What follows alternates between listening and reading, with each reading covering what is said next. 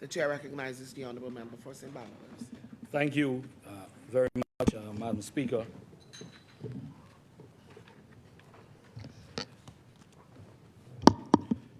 Madam Speaker, it is a privilege, as it always is, to stand here to represent the great people of the constituency of St. Barnabas, who I now have been honored to represent for a second consecutive term, Madam Speaker. Like the member for Centerville, I too would like to thank Almighty God, who is the great architect of this universe, for his unceasing grace and mercy as he continues to cover me as I, like other members here, do our endeavor best to serve our constituents and to serve the Bahamian people at large, particularly as we get ready to enjoy and celebrate and reflect on 50 years of independence. Madam Speaker, this very important amendment I intend to get to, and I do intend to be very brief, Madam Speaker. I was glad that the honourable member for Centerville, among other themes, some very important themes, talked about the protection of the Bahamian people, among other things. And so I just wish to just mention a few matters, Madam Speaker, as I get into the... Sergeant at Arms, please ensure that all in the gallery would have those phones either on silent or turn them off, please, as not to disturb the proceedings. Thank you. Thank you. Thank you, Madam Speaker. Madam Speaker, I received a message. You would have heard me on a number of occasions stand here on my feet and talk about my connection to the island of Auckland. I know the member for Angliston, who as well is a descendant from Auckland. Northern Auckland has been without power from Sunday. Without power from Sunday. And just a second, I remember. And I would hope that this problem is rectified soon. I trust and hope that those persons who were affected in terms of their perishables would be compensated by Bahamas Power and Light. I think we all can agree that it's quite unacceptable that in the Commonwealth of the Bahamas that our people can go without power since Sunday. It's now Wednesday. And so I am sure, I would hope that the government is quite aware of it. I would hope that the government is quite aware of it and hope that they bring relief to those persons on the island of Auckland. The chair recognizes the honourable member for Fort. Thank you very much, Madam Speaker. This is a matter of great public importance to the government. On Sunday at 7:30, there was a stoppage of power supply in Auckland, in Spring Point, Auckland, because there are two stations, one at Salina Point and one at Spring Point. Immediately, BPL had the team from Long Island travel to Auckland. They did troubleshooting on the machine, were not successful. A team was dispatched, I'm advised, from New Providence. They continued their endeavors with respect to the 3 engines which are in that particular location. I spoke with the CEO and the executive chairman, and also with Mr. Ian Pratt, because both of them are out of the jurisdiction. And having been briefed of the various options, one option was to, while they were troubleshooting, was to take a generator from Nassau, one of the generators which BPL has in its inventory to serve the peak period in New Providence. Having been advised, we requested that one of those generators be transported rather than wait for this problem to be repaired. Yesterday, on the Long Island Sun, that generator was placed on the boat. It's on its way to Acklands, and they will be also stopping briefly in Long Island to take on a mobile crane, so that when it reaches to Acklands, not only will they be able to get it off the boat, but they have, because of its weight, they need a mobile crane to take it from the dock to the Spring Point station. And I am advised by tomorrow morning, the boat will be in Acklands. And in the interim, there is a team complemented with colleagues from M&E at BPL in Nassau in Acklands working to repair. So we have taken every measure and worked as aggressively as we could, even in consultation with the Defense Force, to get the appropriate vessel to carry the generator and also the crane so that it could be put in place at the Spring Point station. Thank you, Honourable Member. Thank you. St. Barnabas, you may continue. Thank you. I thank the honourable member for that intervention. And again, just wish to emphasize that I hope that those persons who will have lost their perishables would be compensated in some form from Bahamas Power and Light, because you can imagine the damage that's been done from Sunday to now, Madam Speaker. Also, another issue, Madam Speaker, that's been on the forefront of the minds of thousands of Bahamians is the government's decision on cutting the insurance benefits of the security branches.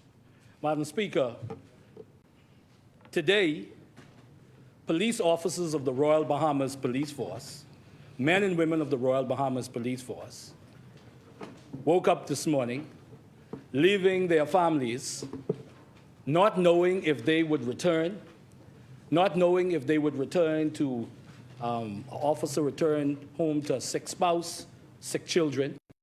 This morning, Madam Speaker, correctional officers went to Her Majesty's prison, not knowing if they would return home to their families, to a sick spouse, to sick children. This morning, Madam Speaker, the men and women of the Royal Bahamas Defense Force left Safe Harbor to go out and protect the territorial waters of the Commonwealth of the Bahamas and the Bahamian people. We just honored and remembered those Defense Force officers and those who were involved in the unfortunate Flamingo incident.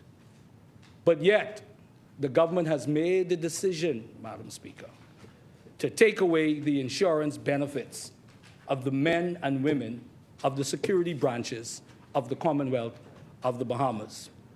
Madam Speaker, The chair recognizes the Honourable Member for Exuma and Ragged Island.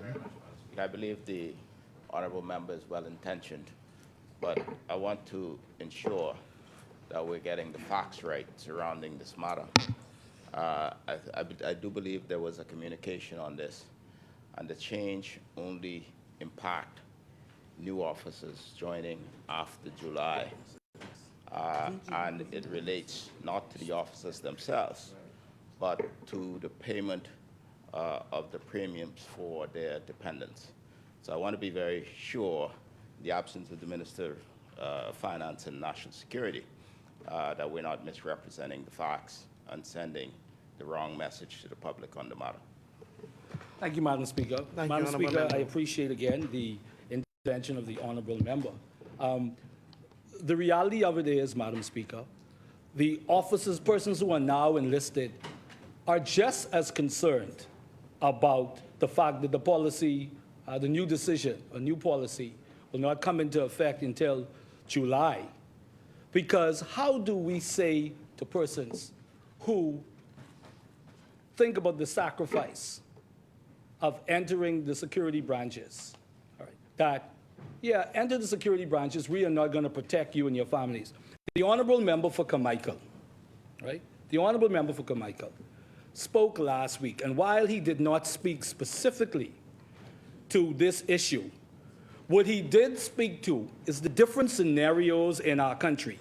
And I'm sure for the Honorable Member, who's a former police officer, spoke to the various issues that impact persons in the security branches where they may have not lost their life, but the different situations that they find themselves in terms of being exposed to trauma and the negative effects of, or long-lasting effects of their experience on the job. And they go back home to their families. Keep in mind, too, you have a situation, for instance, members of the Royal Bahamas Defense Force who are out there doing their job, being exposed sometimes to unhealthy conditions, persons with diseases, different things, and they take these things back home to their family, poachers, and they leave their families exposed. So what are we saying right now to our police officers, to that young man, that young woman, who says that they want to join the Royal Bahamas Police Force, who says they want to join the Royal Bahamas Defense Force and the correctional services? What are we saying to them? I believe, Madam Speaker, and I say this wholeheartedly, that I believe that the government in this regard is doing a disservice, a grave disservice to the security branches of our country. Yeah.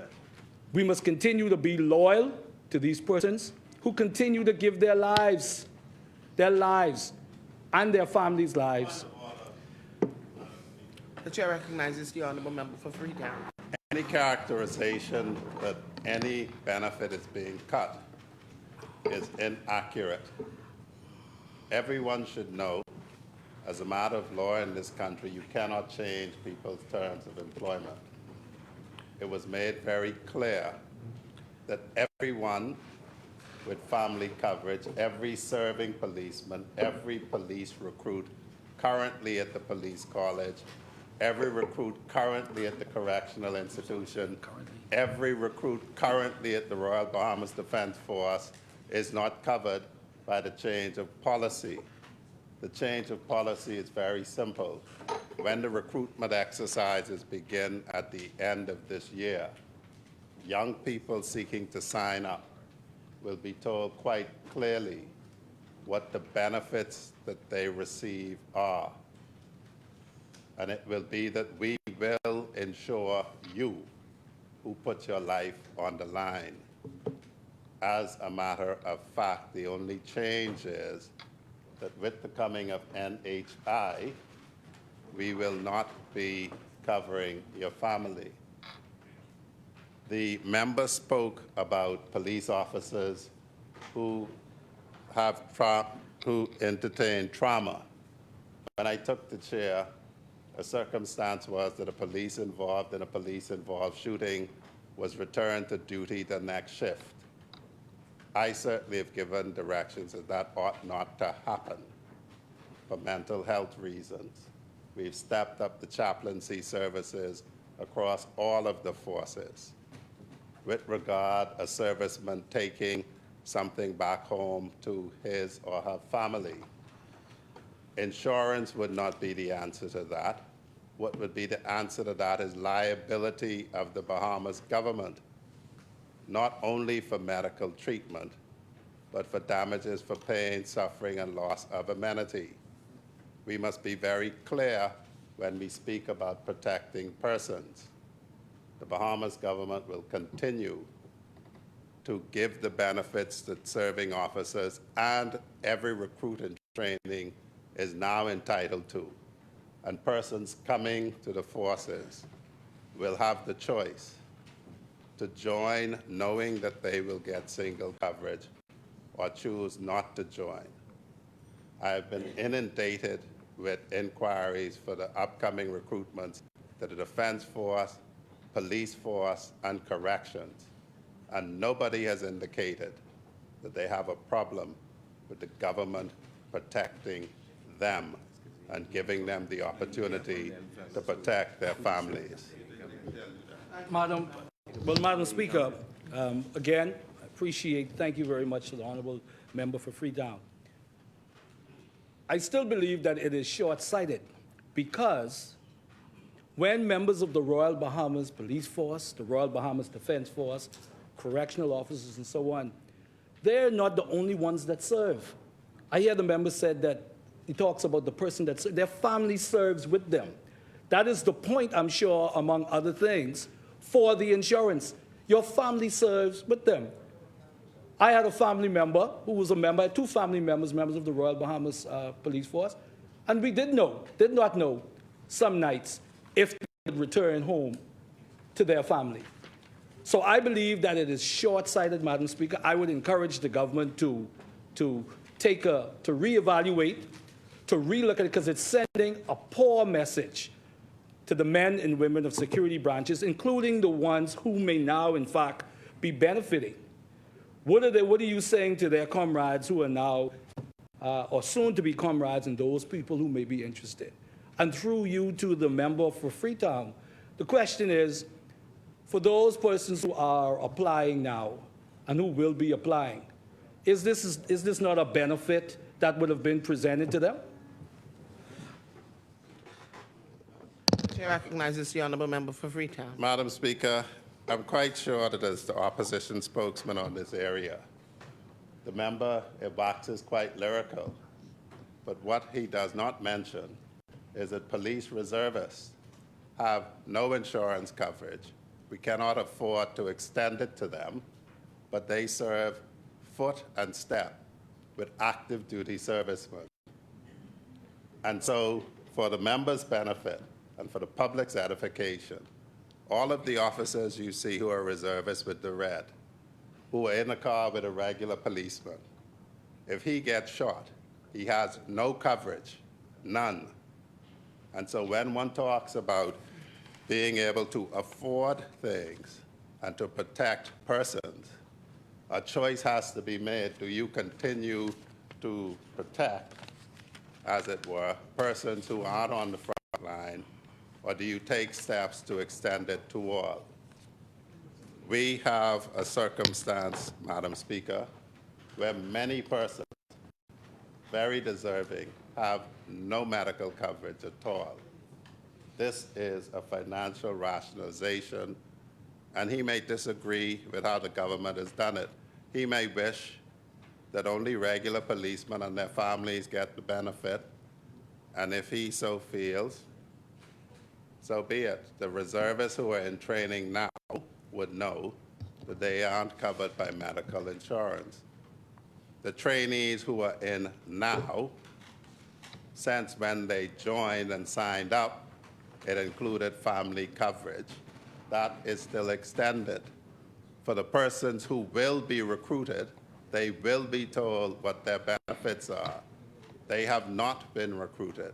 They will have a choice. Just as the public servant who joins the public service is told he or she has no health insurance, the recruit will be told, we will insure you. So as I said in my first intervention, you cannot change people's terms of service. And to describe it as a change, as a reduction, is just misleading and inaccurate. Persons coming after the 1st of July will be told exactly what benefits they are being offered and will be able to make a choice to sign up or not. Thank you, Honourable Member.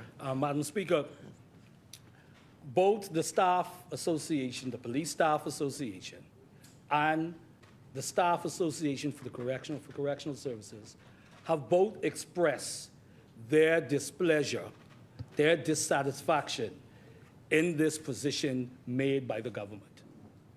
Expressed it very succinctly in letters that have been articulated and sent out to the public. So clearly, there's a disconnect there between the members of the security branches and the government as it relates to this policy. I would say also, Madam Speaker, the honorable member talked about that word affordability and what we could afford and the issue of prioritization. But also they see a disparity in that because we talk about the monies that has to be spent to do this to protect the people who protect us and protect their families. But yet they see the government spending $60, $70 million on consultants, right? That, Madam Speaker, that is a fact. Also, Madam Speaker, what they do think about, and I do not say this with any malice, the truth is, I'm sure if I was to ask and people were to ask, what is the insurance policy for the cabinet of the Bahamas? Every cabinet, not just the cabinet of a PLP government. Are their spouses protected by insurance or covered by insurance? Yes. That would be a legitimate question. And I'm not suggesting that cabinet ministers shouldn't, because God knows one day soon, we are going to be right there. The question is, though, the disparities that exist. So we can protect the spouses of the people who give their lives every day, including the officers in here who come here every Wednesday or every day to protect us. So, Madam Speaker, it is something that I believe sincerely that the government must address. Honourable members, may we please get back to the order of the debate and antiquities, monuments, and museum. There will be a time for us to talk about this, and these can be done during question times. These are questions. Okay, the chair recognizes the honourable member. Wouldn't like the record to reflect every policeman who comes in here to protect us, family is covered. Every recruit in training, family is covered. So to try to suggest that there's any difference in coverage is just inaccurate, known to be inaccurate, and purposely so. Every serving policeman's family is covered. Every serving Defense Force Marine family is covered. Every serving correctional officer's family is covered. The Police Staff Association would do better to write and meet with the minister than to act as a trade union. Well, Madam Speaker, this is my last point on this. I'm going to take your direction on this. The last point the minister made about the staff associations, at the end of the day, these are staff associations that represent men and women that come under his remit. So my suggestion would only be that he and the government needs to speak, again, to those bodies relative to this decision, because it is not going well. Officers have walked up to me as recent as yesterday, and I take no credit for it, but I was proud and humbled that I was able to say to them, I believe it should not be. They said, thank you, Mr. Cartwright, for the opposition's position on this. Thank you, Madam Speaker. Madam Speaker, this particular amendment to the Antiquities, Monuments, and Museum Bill, as the member for Centerville talked about how important it is in us making sure that we secure our patrimony. I do believe, again, as has been the case in many of our contributions here, particularly over the last few months, indeed, as we came into 2023, many of the discussions have included the backdrop of 50 years of independence, and I believe that that is justifiable. And so as we attempt to at least make serious efforts to look forward, draw a view, paint the contours of what the Commonwealth of the Bahamas should look like, ought to look like in the next 50 years, what we should be doing to make major progress on a number of issues that continue to plague our country and plague our people. And clearly, one of the things that's been on the Bahamian people's mind is their patrimony. And how do we secure it?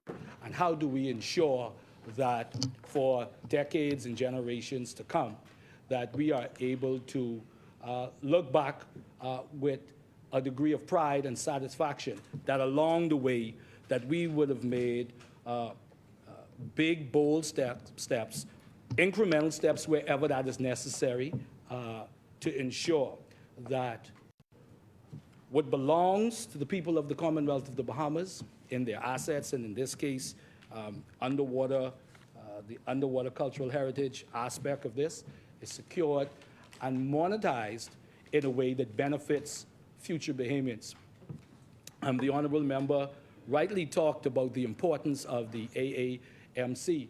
I believe, Madam Speaker, that we don't sufficiently appropriate enough funds for places like the AAMC.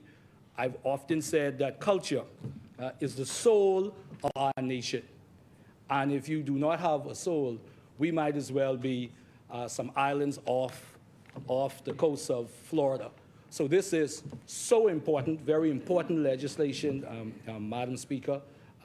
You know, I'm always fascinated when, you know, I'm watching television and you see these different documentaries on persons, whether it be on the Discovery Channel, National Geographic, and these persons, they have these documentaries, how they're in the Bahamas looking at this and looking at that. And I always ask myself, I wonder, you know, I wonder if we are going to benefit from this particular discovery, even in its preliminary stage. So this particular bill is very, very important, Madam Speaker. I do support this amendment to this bill because it gives us the opportunity to further say to our people that this country is yours and everything that's within its territorial borders belongs to you and belongs to future generations of Bahamians, Madam Speaker. Madam Speaker, with those few words, I thank you. Thank you, Honorable.